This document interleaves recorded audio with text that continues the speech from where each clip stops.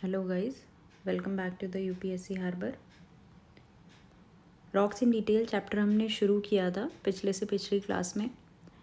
और रॉक्स में जो 3 कैटेगरीज़ हैं, namely igneous, sedimentary and metamorphic rock. इन 3 कैटेगरीज़ में से 2 कैटेगरीज़ हम अब तक कवर कर चुके हैं, जो कि इग्नियस थी, पेरेंट रॉक जो थी हमारी, पेरेंट और प्राइमरी रॉक। और जो सेकंड कैटेगरी थी जो उसी के डेन्यूडेशन से हमें मिलती है, that is sedimentary rock made from the combination of sediments. ये 2 कैटेगरीज हम अब तक कवर कर चुके हैं और अब हम आगे बढ़ रहे हैं मेटामॉर्फिक रॉक पे। मेटामॉर्फिक रॉक बेसिकली होती क्या है? मेटामॉर्फिक रॉक में होता यह है कि जो सेडिमेंट्री रॉक है या इग्नियस रॉक है या मेटामॉर्फिक रॉक है जो ऑलरेडी, उन रॉक्स का फिर से क्या हो सकता है? रिक्रिस्टलाइजेशन या रीऑर्गेनाइजेशन। उसके मिनरल्स का रिक्रिस्टलाइजेशन या फिर रीऑर्गेनाइजेशन हो सकता है विद इन अ रॉक। तो मतलब क्या है रिक्रिस्टलाइजेशन, रीऑर्गेनाइजेशन का? क्रिस्टल्स या फिर मिनरल्स जो होते हैं रॉक में, वो कॉम्पैक्ट होते हैं, है ना। कॉम्पैक्ट होके ऑर्गेनाइज्ड होते हैं एक स्ट्रक्चर में, जिसे हम रॉक बोलते हैं। पर ज़रूरी नहीं कि एक बार वो रॉक बन जाए तो उसमें चेंज नहीं आ सकते।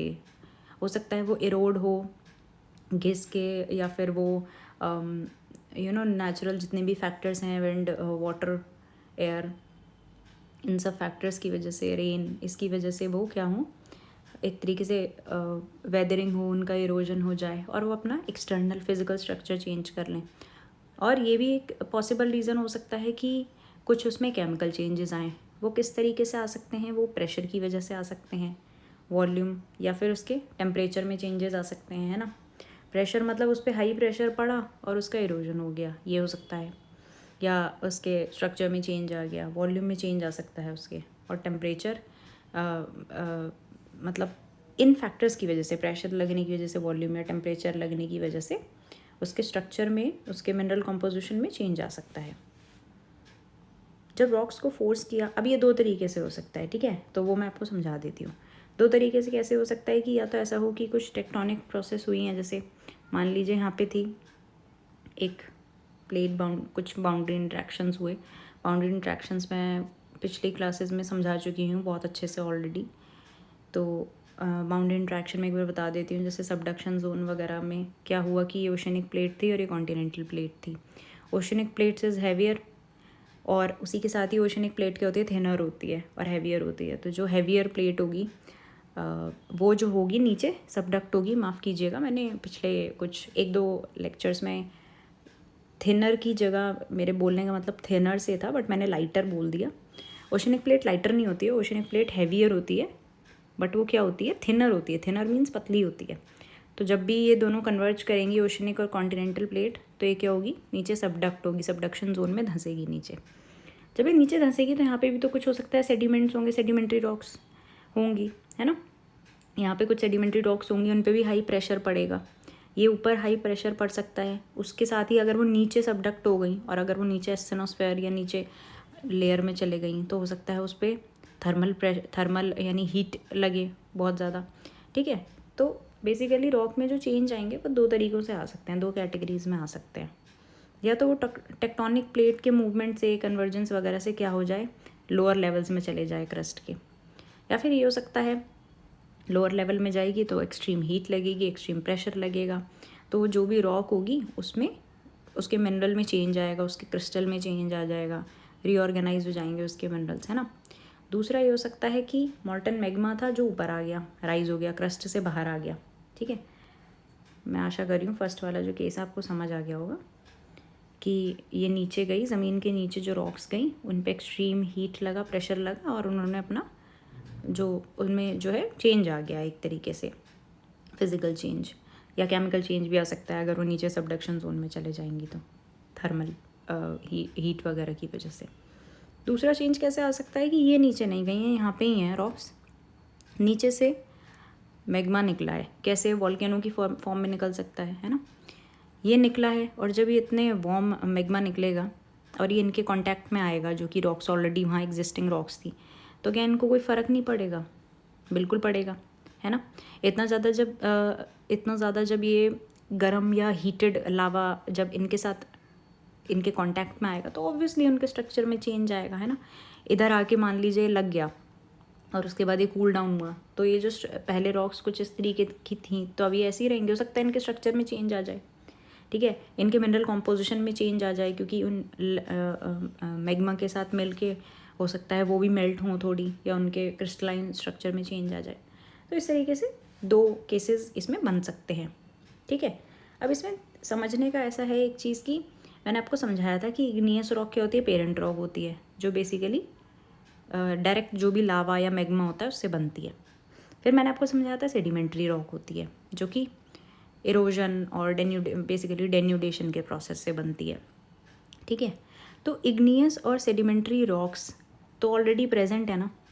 इन रॉक्स पे अगर इस तरीके का लोअर लेवल्स में या फिर अपर लेवल्स में, इन रॉक्स में अगर कुछ इस तरीके का हाई हीट प्रेशर या थर्मल कांटेक्ट में आएंगी तो क्या हो जाएगा, मेटामॉर्फिक रॉक्स बन जाएंगी। उसके साथ ये भी हो सकता है कि एग्ज़ाम में क्वेश्चन आ सकता है कि मेटामॉर्फिक रॉक क्या सिर्फ इग्नियस और सेडिमेंट्री से चेंज होंगी, नहीं, मेटामॉर्फिक से भी फिर से मेटामॉर्फिज्म उस पर हो सकता है ना। ऑलरेडी मेटामॉर्फिक रॉक बनी हुई थी, ऑलरेडी मेटामॉर्फिक थी वो, ठीक है, और मेटामॉर्फिक से फिर से वो थर्मल बहुत ज़्यादा उस पर हाई हीट प्रेशर लगा, फिर से वो दोबारा मेटामॉर्फिज्म के प्रोसेस से निकल गई, ठीक है। तो मेटामॉर्फिज्म जो है वो एक से ज़्यादा बार भी हो सकता है, ये पॉइंट मैं आपको क्लियर कर दिया है। थर्ड पॉइंट पे आते हैं। समटाइम्स मिनरल्स और materials of different groups are attached into alternating thin to thick layers, जिसे हम बेंडिंग बोलते हैं। ये फिनोमेना एक तरीके से मैंने आपको सेडिमेंट्री रॉक्स में भी बताया था कि जब अलग अलग टाइप के मिनरल या मटेरियल जो होते हैं जुड़ जाते हैं आपस में आके, जैसे मैंने आपको बताया कि जब ये ऊपर आया लावा, ठीक है, तो ज़रूरी तो नहीं है ना कि ये सेम कैटेगरी के होंगे, यहाँ तो कोई और कैटेगरी के होंगे सेडिमेंट्री रॉक, हो सकता है मिक्सचर हो, बहुत ऑलरेडी लेयरिंग हुई भी हो इसमें अलग अलग मिनरल्स की, और जब ज़मीन के नीचे से आएगा तो ये दूसरे टाइप का होगा, जब इससे इसके कांटेक्ट में आएगा तो लेयरिंग होती चले जाएगी एक तरीके से अलग अलग ग्रुप ऑफ रॉक्स की, ग्रुप ऑफ मिनरल्स की।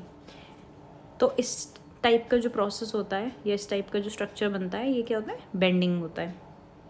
कुछ एग्जांपल्स हैं मेटामॉर्फिक रॉक के, जैसे सिस्ट, मार्बल, क्वार्ट्जाइट, स्लेट, ठीक है, ये हैं। अब आते हैं नेक्स्ट, मेटामॉर्फिज्म के कॉजेज़ क्या होते हैं। तो कॉजेज़ तो मैं आपको वैसे समझा ही चुकी हूँ पिछली स्लाइड में, मैं फिर से आपको एक बार ही बता देती हूँ। जैसा मैंने बताया ओरोजेनिक एक्टिविटीज़, ओरोजेनिक वर्ड का बेसिकली मतलब है माउंटेन बिल्डिंग एक्टिविटीज़ से, है ना। जब माउंटेन फॉर्म होते हैं, माउंटेन कैसे फॉर्म होते हैं, कन्वर्जेंस होता है, फोल्ड माउंटेन, यहाँ पे जो भी सेडिमेंट्स वगैरह होते हैं एक तरीके से राइज, सिंपल सी चीज़ है। आप 2 पेपर को भी अगर पास में लाएंगे और ऐसे इन्हें एक दूसरे की तरफ पुश करेंगे तो क्या होगा, ये इधर से ऐसे अपराइज होगा। माउंटेन्स भी कुछ इसी तरीके से फॉर्म होते हैं कन्वर्जेंस के दौरान, फोल्ड माउंटेन्स बोलते हैं बेसिकली हम उन्हें। ये कैटेगरी हम पढ़ेंगे आने वाले लेक्चर में, जिसमें मैं आपको बताऊंगी डिफरेंट टाइप्स ऑफ माउंटेन्स, ठीक है। तो इस तरीके से फोल्ड माउंटेन्स फॉर्म होते हैं। तो जब ये इस तरीके से बन रहा है तो क्या ये हल्के से ही बन गया होगा, नहीं, बहुत एक्सट्रीम इस पर प्रेशर लगा होगा, जिसकी वजह से सेडिमेंट्स ऐसे अपराइज हो पाए, एक तरीके से फोल्ड हो पाए, ठीक है, हाई टेम्परेचर हाई प्रेशर लगा होगा। तो इस टाइप से जो बनते हैं इसे हम बोलते हैं कि एक तो ओरोजेनिक एक्टिविटीज़ से बने। दूसरा क्या हो सकता है कि लावा का इनफ्लो हुआ, है ना। मॉल्टन मैग्मा जो इनसाइड था अर्थ क्रस्ट के, अब वो ऊपर की तरफ आने लगा, या फिर ज़मीन में नीचे धंस गई कुछ रॉक्स, जिसके कांटेक्ट में आके मेटामॉर्फिज्म हुआ।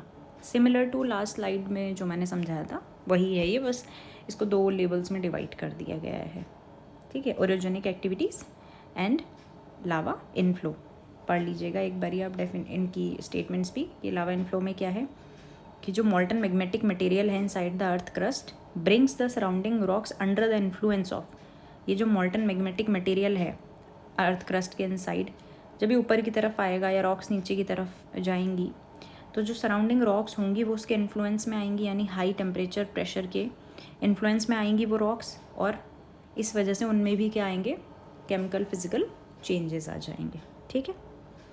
देन मेटामॉर्फिज्म को 2 कैटेगरीज में डिवाइड किया गया है, जिसमें पहला होता है थर्मल मेटामॉर्फिज्म, दूसरा है डायनेमिक मेटामॉर्फिज्म। तो थर्मल मेटामॉर्फिज्म मैं समझा ही चुकी हूँ। थर्मल मेटामॉर्फिज्म मतलब हीट लगने की वजह से, ठीक है, हीट या फिर हाई टेम्परेचर बहुत ज़्यादा हाई टेम्परेचर के इन्फ्लुएंस में आने से क्या होगा कि जो इग्नियस रॉक हो सकती है ना, प्राइमरी रॉक, पेरेंट रॉक हो सकती है, या फिर सेडिमेंट्री रॉक हो सकती है, ठीक है, उस पर बहुत ज़्यादा हाई टेम्परेचर लगा और बहुत ज़्यादा हाई टेम्परेचर में होने की वजह से उनका रिक्रिस्टलाइजेशन हो गया। ये चीज़ मैं पिछले लेक्चर्स में समझा चुकी हूँ कि क्रिस्टलाइजेशन मतलब क्रिस्टल्स कब फॉर्म होते हैं रॉक के। हम रॉक देखते हैं, है ना, बेसिक रॉक होता है, कोई उसमें ऐसा क्रिस्टल टाइप को हमें नहीं दिखता, बेसिक दिखता है, रफ स्ट्रक्चर दिखता है। और फिर हम कुछ ऐसे देखते हैं जो क्रिस्टल्स की फॉर्म में होते हैं, जैसे डायमंड देखते हैं आप, है ना, अगर आप उसकी बात करें, बहुत सारे अलग अलग टाइप के स्ट्रक्चर्स हैं ना, रूबी है, डायमंड है, जितने भी ये इस तरीके के स्ट्रक्चर्स हैं, एक हमें क्रिस्टल की फॉर्म में दिखते हैं जो काफ़ी हाई वैल्यू क्रिस्टल्स होते हैं, ठीक है। तो एक तो रॉक बन रहा है और दूसरा क्रिस्टल बन रहा है, बन तो इग्नियस रॉक से ही रहा है, तो फिर बदलाव क्या आया कि एक क्रिस्टल बन गया और दूसरा रॉक रहा, ठीक है। तो जब कोई चीज़ बहुत ज़्यादा एक्सट्रीम हीट में रहती है काफ़ी वक्त तक, है ना, बहुत एक्सट्रीम हीट में है वो, अब जब वो बहुत ज़्यादा हीट में है तो क्या कूल जल्दी हो जाएगी, वो कूल डाउन होगी जल्दी? नहीं, जल्दी कूल डाउन नहीं होगी, बहुत ज़्यादा स्लो कूलिंग होगी उसकी। और जब कोई ऐसा इग्नियस रॉक होती है और जब वो बहुत हीट में है बहुत टाइम तक, बहुत स्लो कूलिंग है उसकी, इस तरीके से जब वो चलती है तो वो क्रिस्टल बन जाती है, ठीक है, वो क्रिस्टल का स्ट्रक्चर ले लेती है। स्लो कूलिंग की वजह से बहुत ज़्यादा हाई टेम्परेचर रहता है लॉन्ग पीरियड ऑफ टाइम के लिए, तो वो क्रिस्टल का स्ट्रक्चर। जबकि अगर कोई इग्नियस रॉक अगर वही जल्दी कूल डाउन हो गई थोड़ी, तो वो क्रिस्टलाइन स्ट्रक्चर नहीं बना पाती है और वो जल्दी जो है रॉक का स्ट्रक्चर, एक जो रफ रॉक है उसका स्ट्रक्चर ले लेती है। तो अब थर्मल मेटामॉर्फिज्म में हमें ये देखना है कि जब चेंज ऑफ फॉर्म होता है, फॉर्म चेंज होती है ना, या फिर रिक्रिस्टलाइजेशन हो जाता है मिनरल्स का, किसके मिनरल्स का, सेडिमेंट्री रॉक के भी हो सकते हैं, या फिर इग्नियस रॉक के भी हो सकते हैं, या फिर से मेटामॉर्फिक रॉक के भी हो सकता है। किसके इन्फ्लुएंस में? नाम से ही समझ आ रहा है, थर्मल मेटामॉर्फिज्म है। थर्मल मेटामॉर्फिज्म मतलब हाई टेम्परेचर के इन्फ्लुएंस में, तो हम उसे क्या बोलते हैं, उस प्रोसेस को हम बोलते हैं थर्मल मेटामॉर्फिज्म, यानी हीट की वजह से, हीट के कारण से, तापमान के बढ़ने के कारण उसमें क्या हो गया, रिक्रिस्टलाइजेशन, या फिर मिनरल्स का या रॉक का चेंज हो गया, फॉर्म चेंज हो गई उसकी। जैसे एक एग्जांपल है कि लाइमस्टोन है, ठीक है, चूना पत्थर। लाइमस्टोन किस में बदल जाता है? मार्बल में बदल जाता है, मार्बल में, ठीक है। लाइमस्टोन किस में चेंज हो जाता है? मार्बल में चेंज हो जाता है। यहाँ पे हमने ये सब पढ़े थे ना, मार्बल मेटामॉर्फिक रॉक का एग्जाम्पल है। लाइमस्टोन जो है, जो खुद में एक सेडिमेंट्री रॉक है, किस में चेंज हो जाता है?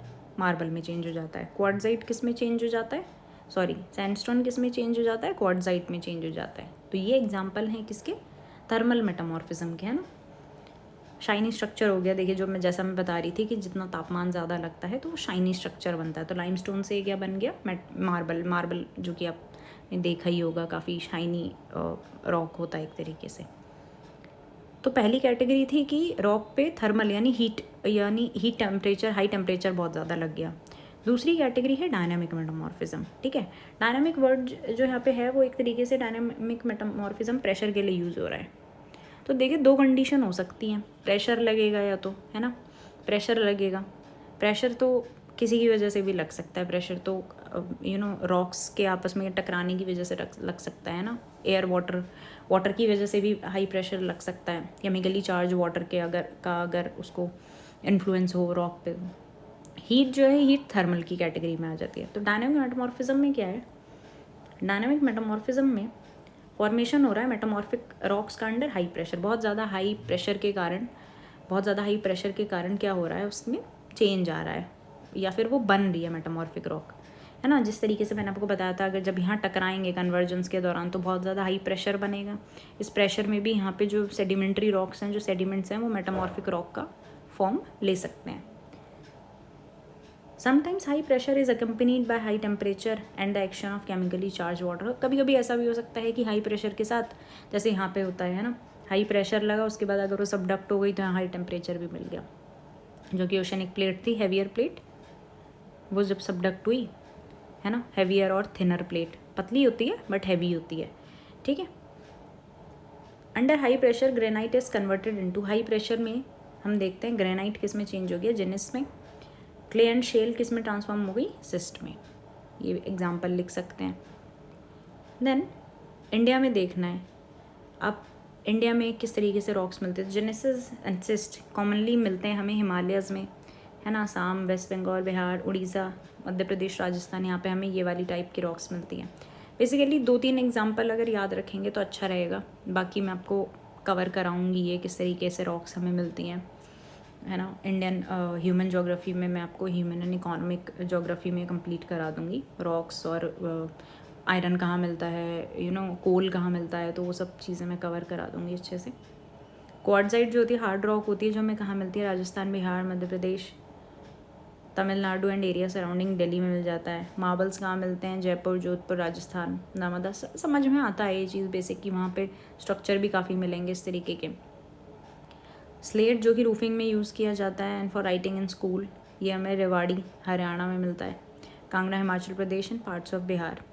ग्रेफाइट उड़ीसा एंड आंध्र प्रदेश में मिल जाता है। तो आप बेसिक याद रख सकते हैं।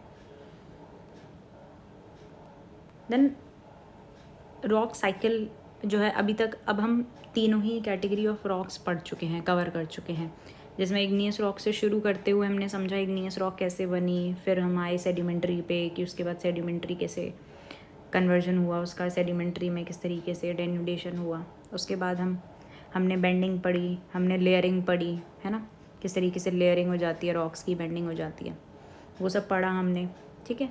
और ये करते करते हम आ गए अब मेटामॉर्फिक रॉक पे। इस लेक्चर में स्टार्टिंग से अभी तक हमने बेसिकली मेटामॉर्फिक रॉक्स के बारे में पढ़ा, किस तरीके से बनती हैं, कैसे फॉर्म होती हैं, कितनी कैटेगरीज़ में फॉर्म हो सकती हैं, मतलब या तो थर्मल या डायनामिक मेथड से फॉर्म हो सकती हैं। अब हम पढ़ेंगे रॉक साइकिल, ठीक है। रॉक साइकिल क्या है? एक कंटिन्यूस प्रोसेस है। बेसिकली रॉक साइकिल ये दिखा रही है कि इन 3 कैटेगरीज़ में, जो कि इग्नियस, सेडिमेंट्री, मेटामॉर्फिक रॉक है, किस तरीके से चेंज होते जा रही हैं, एक फॉर्म से दूसरी फॉर्म, दूसरी फॉर्म से तीसरी फॉर्म, या फिर पहली फॉर्म से डायरेक्ट इग्नियस से डायरेक्ट मेटामॉर्फिक में चेंज हो सकता है, और फिर मेटामॉर्फिक में चेंज के बाद वापस लावा में, फिर वापस लावा से किस तरीके से इग्नियस में कन्वर्ट हो रही है। तो ये जो एक तरीके से एक सर्कल चल रहा है, उसे हम रॉक की साइकिल बोल रहे हैं।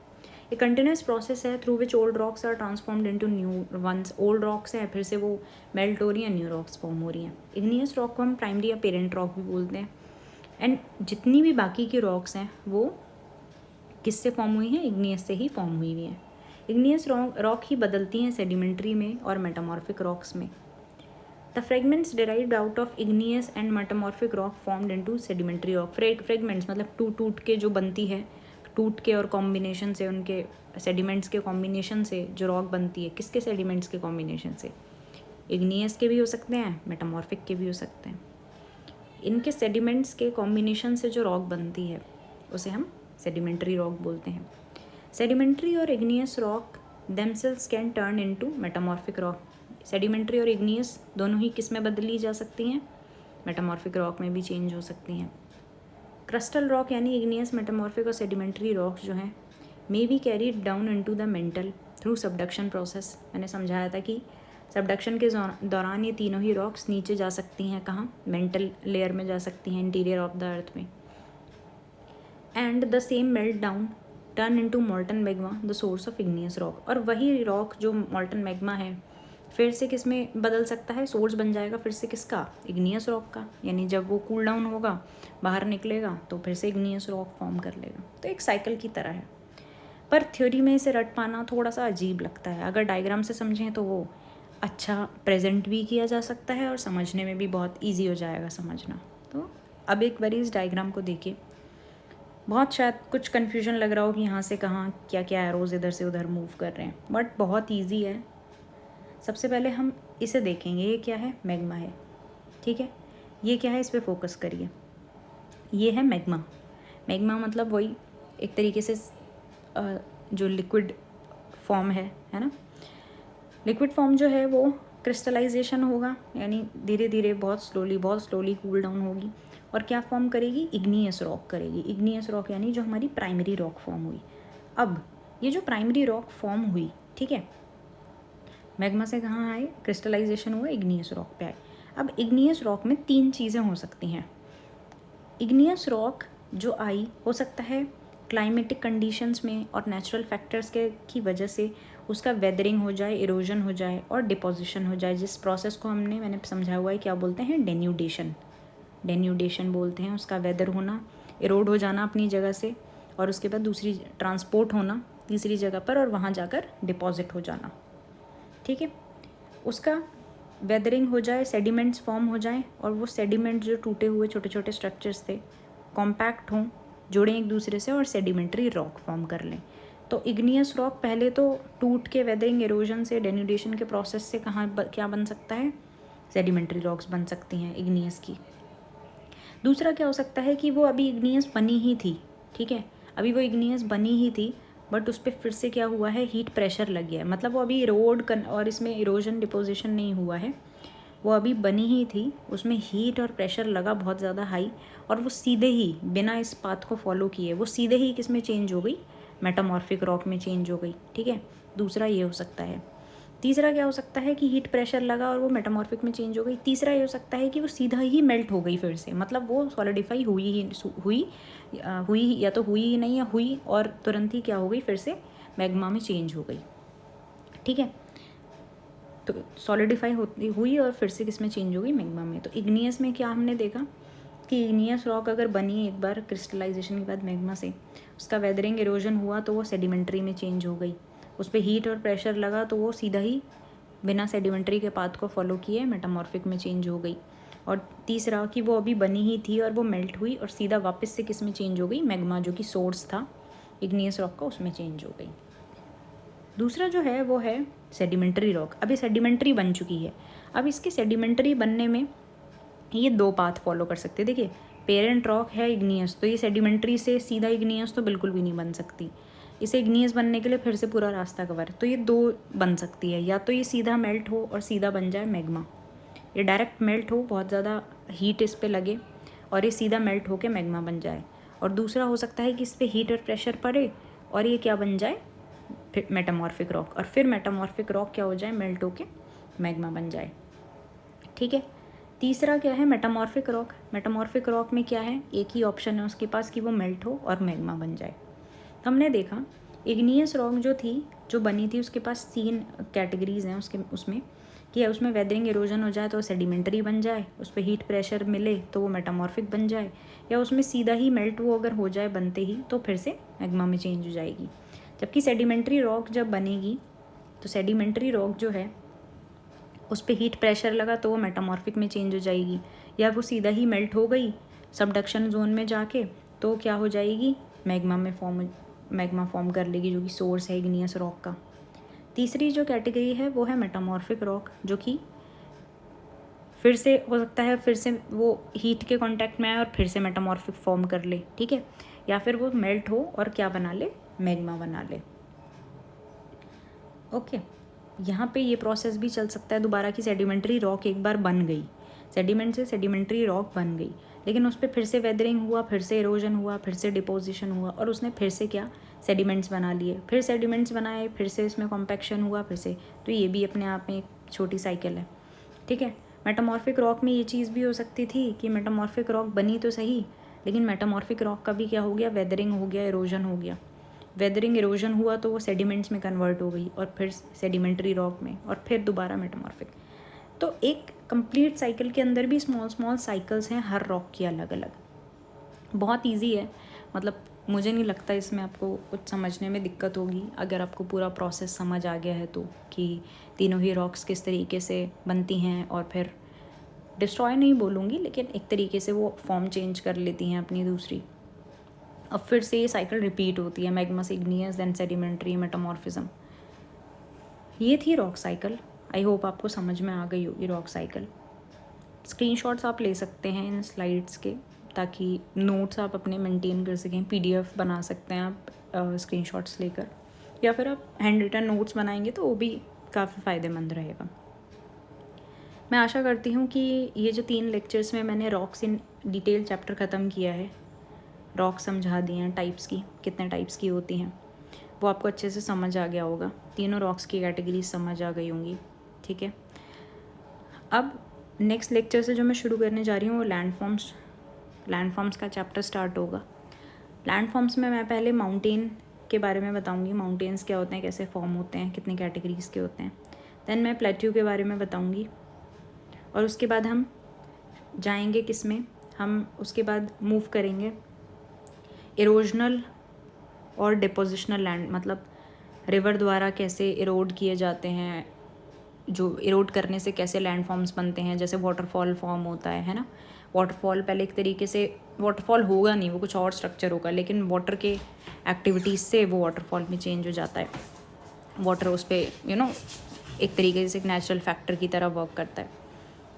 इस तरीके से ओशन के हैं, सी के हैं, यानी इस तरीके से विंड की वजह से जो लैंड फॉर्म्स होती हैं वो इरोजन हो जाता है। ये इरोजन 1 साल में नहीं, 2 साल में नहीं होता है, मिलियंस ऑफ ईयर्स में होता है, बट खैर वो हम आने वाले लेक्चर में कवर करेंगे लैंड फॉर्म्स। तो अगर आपको वो पढ़ना हो तो आप इसी सीरीज़ को आगे कंटिन्यू कर सकते हैं। Thank you guys for attending this session. Keep learning.